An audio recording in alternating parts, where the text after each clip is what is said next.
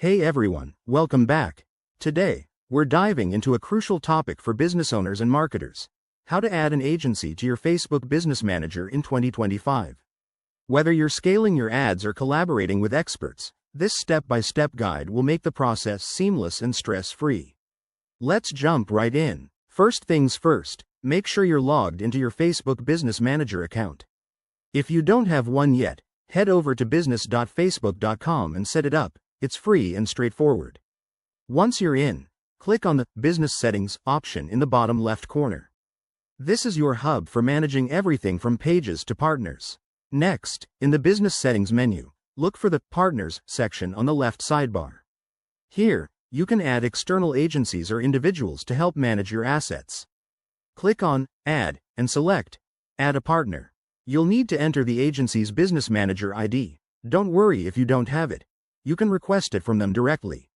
Now, choose the level of access you want to grant. For agencies, we recommend starting with admin access for full control, but you can customize it based on your needs, like limiting it to ads or pages only. This ensures they can work efficiently without overstepping boundaries. After selecting the permissions, hit Next and review everything to avoid any mistakes. Once you've confirmed, send the invitation. The agency will receive an email notification and need to accept it from their end. Keep an eye on your inbox for any confirmation, as this might take a few minutes. And just like that, your agency is now part of your business manager.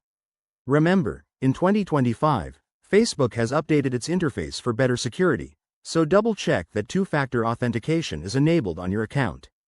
This simple step can save you from potential headaches down the line. There you have it.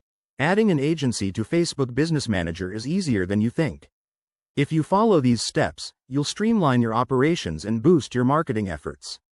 If this video helped you out, give it a thumbs up, subscribe for more tips, and drop a comment below if you have any questions. Thanks for watching, and I'll see you in the next one.